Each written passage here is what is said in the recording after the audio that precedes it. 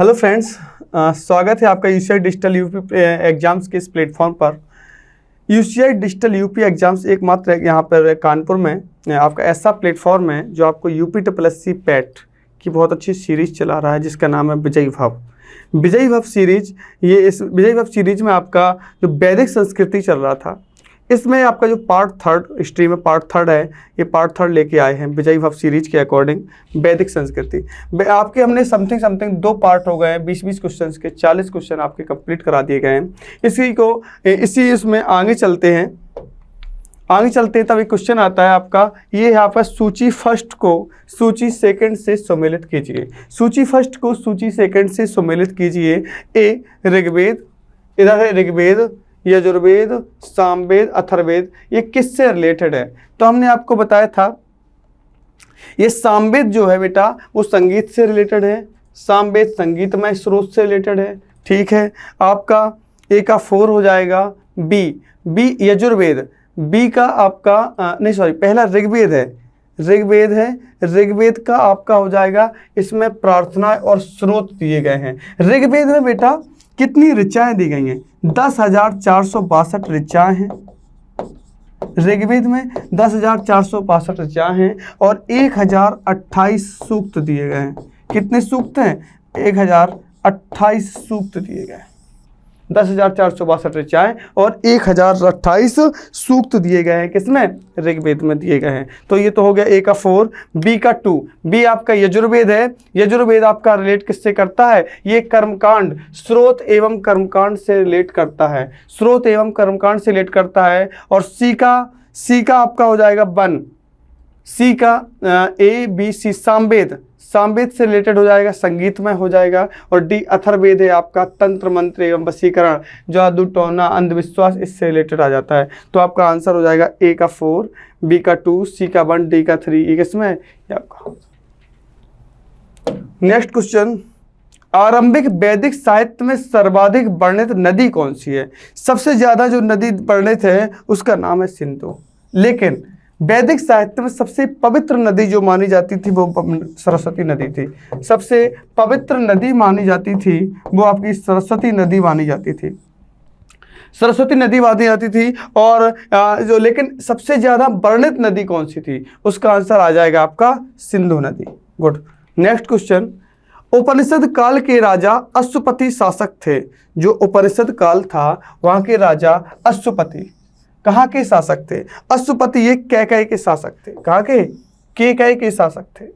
ठीक है। Next question, अध्यात्म ज्ञान के विषय में नचिकेता और यम का संबंध किस उपनिषद से मिलता है? नचिकेता और उपनिषद, अभी हमने आपको बताया था कल, सत्यमेव जयते किस उपनिषद से मिला है? तो मुंडको उपनिषद से मिला है। सत्यमेव जयते किस उपनिषद से? मुंडको उपनिषद से मिला है। ऐसे ही अध्यात्म ज्ञान के विषय में नचिकेता और यम का संवाद, नचिकेता और यम का संवाद किस उपनिषद में प्राप्त होता है? तो ये होता है आपका कठोर उपनिषद में। किसमें? कठोर उपनिषद में प्राप्त होता है। नचिकेता और यम का संवाद किसमें प्राप्त होता है? कठोर उपनिषद में प्राप्त होता है। नेक्स्ट क्वेश्चन, वैदिक नदी कुभा का स्थान निर्धारित होना चाहिए। ये आपका जो कुभा नदी है ये किस स्थान से निकलती है, कहाँ पर बहती है? इसका स्थान है अफगानिस्तान में। अफगानिस्तान में कुभा का पुराना नाम था कुर्रम कह के बोलते थे। कुभा का पुराना नाम था कुर्रम। क्या था? कुर्रम कह के बोलते थे। नेक्स्ट क्वेश्चन, कपिल मुनि द्वारा प्रतिपादित दार्शनिक प्रणाली है। कल ही बताया था कपिल मुनि द्वारा सांख्य दर्शन है, पूर्व मीमांसा जैमिनी, न्याय दर्शन गौतम, उत्तर मीमांसा आपका हो जाएगा, आपका पूर्व मीमांसा जैमिनी है, उत्तर मीमांसा बादरायण, योग है आपका पतंजलि,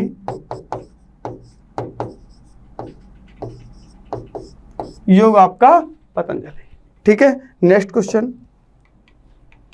भारत के किस स्थल की खुदाई से लौह धातु के प्रचलन के प्राचीनतम प्रमाण मिले हैं? लौह धातु के प्राचीनतम प्रमाण मिले हैं, वो मिले हैं बेटा अतरंजी खेड़ा से। कहां से मिले हैं? अतरंजी खेड़ा से। गुड। नेक्स्ट क्वेश्चन है, निम्नलिखित में से किसका संकलन ऋग्वेद पर आधारित है? किसका संकलन ऋग्वेद पर आधारित है? तो बेटा इस सामवेद का संकलन जो है ना, ये ऋग्वेद पर आधारित है। सामवेद का संकलन किस पर आधारित है? ऋग्वेद का आधारित है। और सामवेद को संगीतों का जनक या संगीतों वाला वेद कहा जाता है। सामवेद को यज्ञ कर्मकांड, इससे रिलेटेड आपका यजुर्वेद आ जाता है। और आपका अथर्ववेद जादू टोना या अंधविश्वास, वशीकरण, इससे रिलेटेड किस में आ जाता है? आपका अथर्ववेद आ जाता है। गुड। नेक्स्ट क्वेश्चन, निम्नलिखित में से कौन प्रस्थान त्रय में शामिल नहीं है? कल हमने आपको बताया था वेदत्रय, ये है आपका प्रस्थान त्रय। ये आपका क्या है? प्रस्थान त्रय में कौन सा निम्नलिखित में से कौन सा प्रस्थान त्रय में शामिल नहीं है? तो आप बता सकते हैं भागवत गीता, ब्राह्मण या उपनिषद। बताइए, इसमें नहीं है आपका भागवत शामिल नहीं है। इसमें भागवत आपका शामिल नहीं है। भगवत गीता शामिल है, ब्रह्मसूत्र शामिल है और आपका उपनिषद भी इसमें शामिल किया जा चुका है। गुड। नेक्स्ट क्वेश्चन, कर्म का सिद्धांत संबंधित है।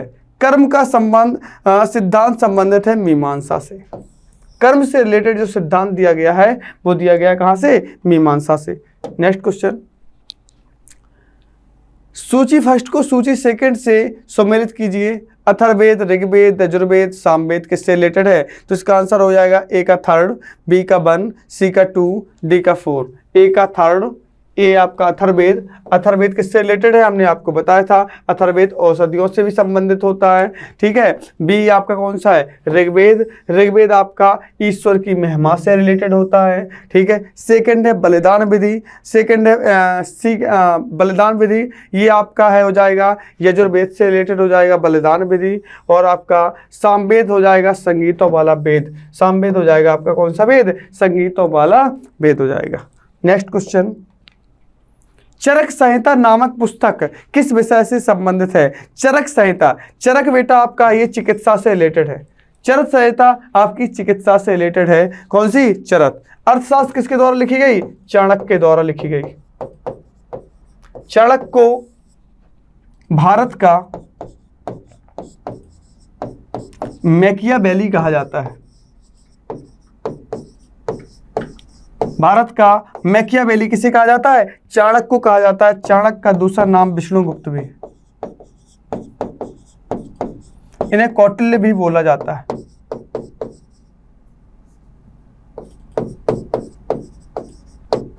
इन्हें कौटिल्य के नाम से भी जानते हैं। ठीक है। नेक्स्ट क्वेश्चन, यज्ञ संबंधी विधि विधानों का पता चलता है। यज्ञ से रिलेटेड जो विधि विधान है उसका पता हमें किससे चलता है? यज्ञ हमने बताया था यजुर्वेद से रिलेटेड है। यज्ञ यजुर्वेद से रिलेटेड है। सामवेद से संगीत रिलेटेड है। ऋग्वेद आपका जानते ही हैं, ऋग्वेद को पढ़ने वाले को क्या कहा जाता है? होर्त कहा जाता है। और ऋग्वेद में ईश्वरी महिमा का उल्लेख ज्यादा किया गया है, ईश्वर के बारे में बताया गया है। और सामवेद में संगीतों के बारे में, इसके पढ़ने वाले को हम होर्त कहते हैं, इसके पढ़ने वाले को उद्रार्थ कहते हैं। और आपके यजुर्वेद के पढ़ने वाले को हम अध्वर्यु कहते हैं। क्या कहते हैं? अध्वर्यु कहते हैं। गुड। नेक्स्ट क्वेश्चन, वैदिक युगीन सभा। वैदिक युगीन सभा किससे रिलेटेड है? मंत्री परिषद से रिलेटेड थी। जो वैदिक युगीन सभा है ये मंत्री परिषद से रिलेट करती है। वैदिक युगीन सभा किससे रिलेट करती है? मंत्री परिषद से। नेक्स्ट क्वेश्चन, वैदिक युग में प्रचलित लोकप्रिय शासन प्रणाली है। कौन सी प्रणाली है आपकी? इसमें गणतंत्र प्रणाली है। वैदिक सभ्यता में जो वैदिक युग चल रहा था इसमें जो लोकप्रिय शासन प्रणाली थी वो किससे रिलेटेड थी? निरंकुश, प्रजातंत्र या ये नहीं आपकी थी, एक गणतंत्र प्रणाली थी। कैसी प्रणाली थी? गणतंत्र प्रणाली थी। सबसे प्राचीन वेद कौन सा है? ऋग्वेद। सबसे प्राचीन वेद ऋग्वेद। सबसे बाद का वेद आपका कौन सा है? अथर्ववेद। निम्नलिखित में से कौन भारतीय दर्शन की आरंभिक विचारधारा है? भारतीय दर्शन की आरंभिक विचारधारा कौन सी है? भारतीय ये है बेटा सांख्य। ये आरंभिक विचारधारा यहीं से स्टार्ट हुआ था। और सांख्य हमने बताया ये कौन थे? कपिल, वैशेषिक कणाद, मीमांसा, पूर्व मीमांसा या उत्तर मीमांसा। ठीक है। योग पतंजलि। गुड। नेक्स्ट, सांख्य, योग, न्याय, वैशेषिक, मीमांसा। सांख्य, योग, न्याय, वैशेषिक, मीमांसा एवं वेदांत, इन 6 भिन्न भारतीय दर्शनों की स्पष्ट रूप से अभिव्यक्ति कब हुई है? वैदिक युग में, गुप्त युग में, कुषाण युग में या मौर्य युग में? तो इसका आंसर हो जाएगा किसमें? वैदिक युग में हुई है। किसमें हुई है? वैदिक युग में हुई है। निम्नलिखित में से वह दस्तकारी कौन सी है जो आय द्वारा व्यवहार में नहीं लाई गई है? आय द्वारा व्यवहार में नहीं लाई गई है, वो है आपकी लोहार। ये नहीं है। आपकी मृदबांड भी आई है, आभूषण भी और बढ़ईगिरी भी। काष्ठकारिता बोलते हैं बढ़ईगिरी को, ठीक है, बढ़ईगिरी, लेकिन ये आपकी लोहारगिरी नहीं आई है इसमें। ठीक है, नेक्स्ट क्वेश्चन।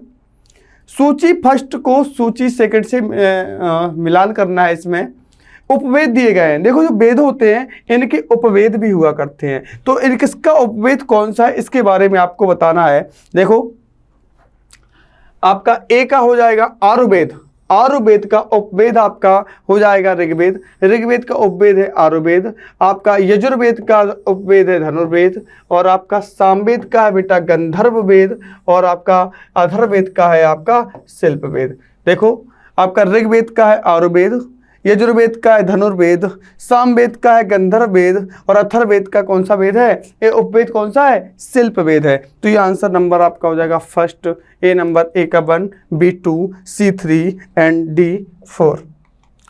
ये आपका वैदिक संस्कृति आपकी खत्म होती है। ये आपके पार्ट 3 कंप्लीट हो गए हैं। ठीक है, आपका नेक्स्ट लेक्चर आएगा, उसके लिए आपको ये वीडियो पहले देखें, उसके बाद नेक्स्ट लेक्चर आएगा। ठीक है, धन्यवाद, थैंक यू सो मच।